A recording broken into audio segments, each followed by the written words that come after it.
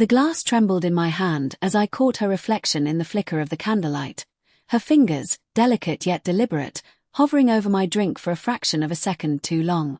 At first, I thought I was imagining it. After 18 years together, suspicion felt like an unwelcome guest at our anniversary table. But when her hand slipped away, and she looked up at me with that careful smile, my gut clenched with a certainty I couldn't ignore. Something was wrong. The restaurant around us buzzed with quiet conversations, soft music drifting from a corner piano. Crystal glasses clinked, waiters glided between tables, and for everyone else, this night was nothing more than a celebration. For us, it was supposed to be a milestone. 18 years of marriage. 18 years of laughter, struggle, late-night arguments, reconciliations, and the silent promises that bound us. And yet, as I stared at the 2 wine glasses between us, I felt a coldness creep through my veins. I smiled at her, forced, my face betraying nothing. "To us," I said, lifting the glass. Her eyes met mine. Something flickered there, hesitation, maybe guilt. "To us," she echoed, raising hers.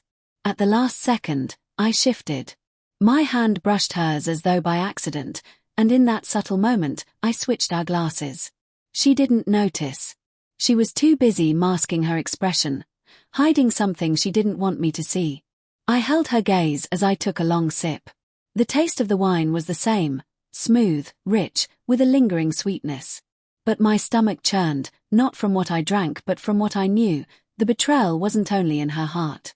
It was here, in this glass, tangible. For weeks, maybe months, the signs had been there. Late nights at the office.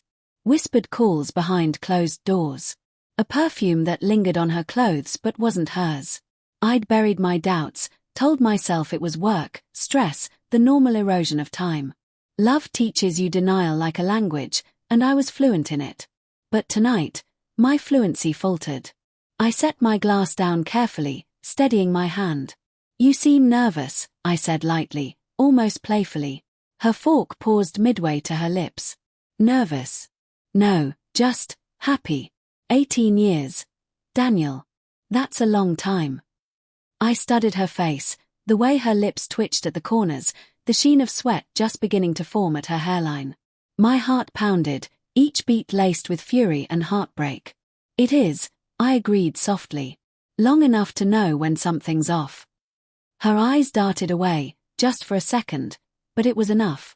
She laughed too quickly, too high-pitched. "You're imagining things. You always overthink." Overthink. That word cut deeper than she knew. Because maybe I had overthought, overtrusted, overloved. And now, the weight of those years sat heavy on my chest, pressing against the truth I no longer wanted to ignore. Dinner continued in strained silence, the clatter of silverware filling the void between us. She pushed food around her plate, barely eating, stealing glances at me like she was waiting for something to happen. Every time she looked, I made sure to smile, to sip from the glass that should have been mine. The suspense seemed to eat at her, fraying her composure. Finally, when the plates were cleared and the waiter offered dessert, she shook her head too quickly. "No, thank you," she said, her voice tight. I leaned back in my chair, watching her. "You're in a hurry." Her lips pressed together. "Just tired. Work's been a lot." "Work. Always work." I almost laughed, but the sound caught in my throat. Instead, I leaned forward, lowering my voice. "Claire, what did you put in my drink?" The question landed like a slap. Her eyes widened, panic flashing before she smoothed it over. "What are you talking about? Don't lie to me." My voice was quiet, steady, but inside I was burning. "I saw you." For a moment, the mask fell. Her face crumpled, not with guilt but with fear. Real, raw fear. And that was when the truth became undeniable. Whatever she had planned tonight wasn't innocent. It wasn't forgivable. "Daniel," she whispered, her voice trembling. I didn't mean." "Didn't mean what?" I pressed, my words sharp. "Didn't mean to get caught. Didn't mean to let it go this far." Her hands trembled as she clutched the napkin in her lap. "It wasn't supposed to be like this. I couldn't," she broke off, tears welling in her eyes. You don't understand. Then make me understand, I demanded, though my chest ached with every word. 18 years, Claire. Tell me what I don't know. Her confession came in fragments, each piece cutting deeper than the last. There was someone else, someone who made her feel alive again, someone who listened when I was too busy, too tired, too consumed by work and life. It started with late-night conversations, then stolen afternoons, until it became something she couldn't hide anymore. And tonight was supposed to end it all. Clean. Permanent. I thought if I ended this, she whispered, I'd be free. We'd both be free. I couldn't live with the lies anymore. I stared at her, the woman I'd shared my life with, the mother of my child, and I saw a stranger. A stranger who had looked me in the eye while plotting my end. My throat tightened, a mix of grief and fury clawing its way out. You were going to kill me, I said, my voice low, shaking. On our anniversary. Her face crumpled. I'm sorry. I didn't know what else to do. The truth settled like lead in my stomach. She hadn't spiked her glass. She hadn't intended to take the risk herself. She had chosen me. The betrayal wasn't just in her affair, it was in the calculation, the deliberate decision to erase me from her life. I leaned back, feeling the weight of the untouched poison pressing against my chest. You want freedom. I said coldly. You'll have it. But not the way you think. Her eyes widened in horror as she realized.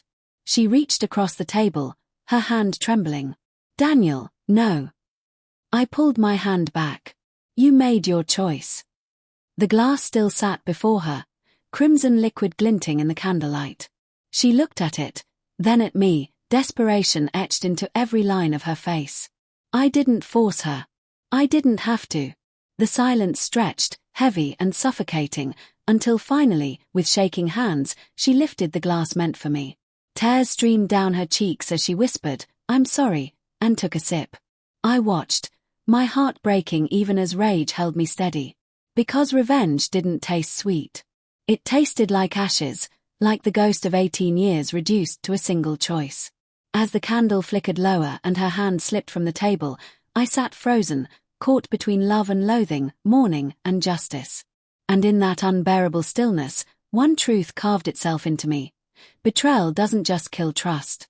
It kills everything it touches. And sometimes, it kills the betrayer too.